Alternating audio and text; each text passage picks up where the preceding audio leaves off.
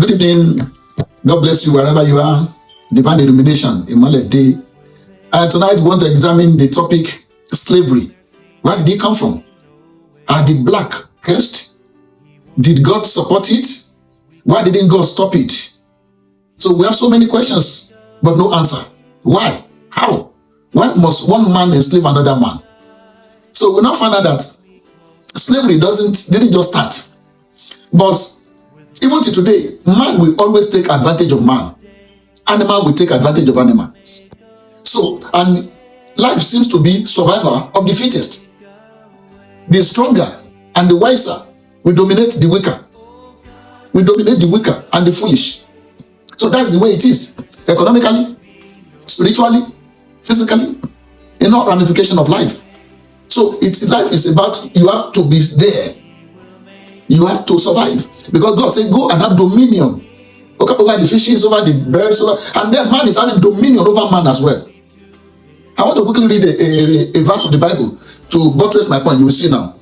In the book of Ecclesiastes, King Solomon wrote something there. He said, all this I have seen and applied my heart to every work that is done under the sun. There is a time in which one man rules over another to his own hurt.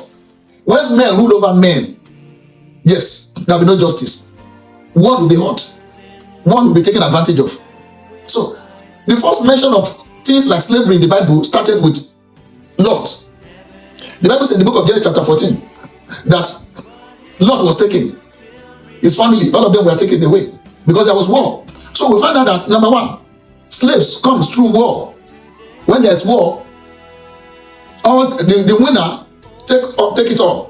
They take their animals, they take their wife, they take their children, they look for the strong ones and they kill the men. Or take the men, sometimes they take the men captives to go and to be serving them. So man has always used force over other men who are weaker. They've taken advantage of them. So it still applies to today. People taking advantage of others. So it was then that Abraham mobilized and then he went and delivered Lot. And we found out that later on, when Agai was given to her, Agai was a slave. And then how they too became slaves in Egypt. They didn't go to Egypt as slaves. But when there was a change of power, they were treated like slaves. Slaves are different from servants. A servant gets paid. Slaves don't get paid. They just get used. And then they're given meager portion of food to eat. So that's the way slaves have been treated. So when they were being treated like that, that was when God brought them out of slavery. Okay? Now when we now come to the law, God did not abolish slavery because he didn't start it. So, but he gave some rules to moderate it. After 6 years, all Jewish slaves, set them free. The 70 years, set them free. He said any slave that escapes, they should not bring him back. So there are some laws. Oh, if you knock off the teeth of your slave, you have to set him or her free. There are some laws just to regulate it. But it continues. Because it is not the duty of God to moderate the activities of men. You remember in the book of Genesis chapter 27 verse 40. He said, when you become strong, you break the yoke of slavery. That was to Esau, from Isaac the father. When you become strong, you break the yoke of slavery. So that means to break the yoke of slavery, you must be stronger than your master, than your conqueror. You must be smarter, you must be wiser than the one you serve. So that is the only way, economically, to break through, physically, to break through, or to break loose. So if you are not economically there, you cannot ask for freedom. If you don't have the means, if you don't have the power. So when it came to the time of Jesus, let's quickly go to the New Testament and see. When it came to the time of Jesus, the Jews were expecting Jesus to be a warrior, to come and deliver them from slavery, because the Roman Empire was in charge of the world then. So they expected Jesus to come and be a savior to deliver them. But Jesus was not a warrior. He was not a warlord. He has not come to deliver them from that slavery. He has come to deliver from mental enslavement, spiritual enslavement, moral enslavement, enslavement to sin. So whatever you submit yourself to, you become the slave of that thing. You can submit yourself to sin, you become a slave of sin. So they were slaves, but they didn't know. Jesus was telling them, I will set you free. They said, which type of freedom are you giving us? So what they were expecting was not what Jesus brought. Jesus brought salvation. But they were looking for deliverance from the power of the Romans. They were looking for a warrior like David. They were looking for a savior like Samson, someone who will fight and break the shackles and the yokes of the Romans. But no, that was not what they got. And you find out another thing that put people in slavery is debt. You remember a prophet in 2 Kings that the husband died, and then the father has owed money, came for the children. So people go into slavery as a result of debt. Because it's like a collateral. They use their children or whatever they have as collateral.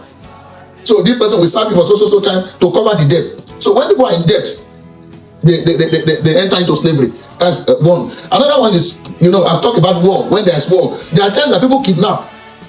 They kidnap to sell as slaves. You remember the case of Joseph was like being kidnapped to be sold into slavery. So many of us are in slavery today. But how do we come out of it? Many people are sold into slavery because of poverty.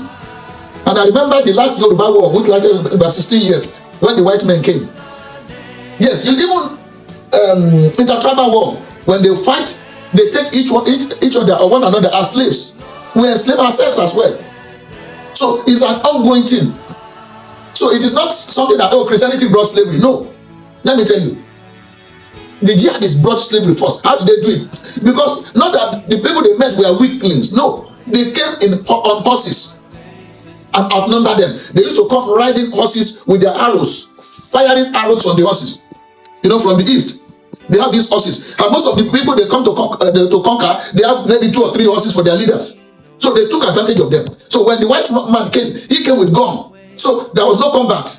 So it was wisdom now, not power. So they now conquer people. So this was how slavery was promoted. Trans-Saharan road, this one road. So they have a lot of trade routes. So William Wilberforce, one of those who stopped slavery. William Wilberforce was born in the United Kingdom. He became a Christian at the age of 12. But he could not do anything, even as a Christian, until he became part of the government. He became a member of parliament. And then he was fighting until it was agreed that slave trade must stop in 1833. So they stopped. The end of slavery started from 1833, from United Kingdom. Yeah. So it's not what it was when slavery stopped, and there was nobody to work in farms again. That in 1884, there was this meeting in Germany, scramble, let's partition Africa. That was when colonization started to replace slavery. Okay, if we cannot bring them here, okay, let us go and meet them there and use them. So that's how colonization came, when slavery ended.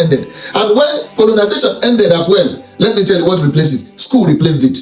That was okay. How do we get workers for all our companies and everything? How do we get workers? Okay, let's find a way to train people, and that's how school started. To train people to work in those factories and those farms. So that is what I have to tell you today. So God did not start slavery, and God did not stop slavery. When you become strong, you will break the yoke. So it's the new colonization, whatever type of colonization, it's you being enlightened. The moment you know your right, the moment you are able to fight for your right, because the Yoruba man says, if you are not holding the wooden part of the sword, you cannot be asking questions. Oh, who killed my father? So you need to be strong. When you are strong, you'll be able to break the yoke. So slavery is not something you can say, slavery was brought by Christianity. No. People will always take advantage of people. And if you are not in power, you are not in authority, there's nothing you can do. Truly. When Christianity came to Europe, most people took advantage of it. And even the church took advantage of it. Before I round up, you remember, how were they able to defend slavery? They said that the black were cursed, that they were Canaan. We are not Canaan. Nobody cursed the black. God did not curse the black. Noah did not curse the black. Cush, C-U-S-H, a descendant from Ham, is the black man, not Canaan. We are not from the Canaan. We are not Canaanite. So they were justifying it in the Bible. Oh, they were cursed, so we can enslave them because of the curse of God upon them. There's no curse of God upon the black race. There's no curse of God. We need to get enlightened and come to the realization of the truth that we need to break the shackles and set ourselves free. Emancipate yourself from what? From mental slavery. It is well with you. God bless you. You are not cursed, and nobody can curse you. So please break every yoke upon your life. Mental slavery, emotional slavery, spiritual slavery, financial slavery, whatever controls and manipulates you, deal with them today before they deal with you. God bless you. Take care.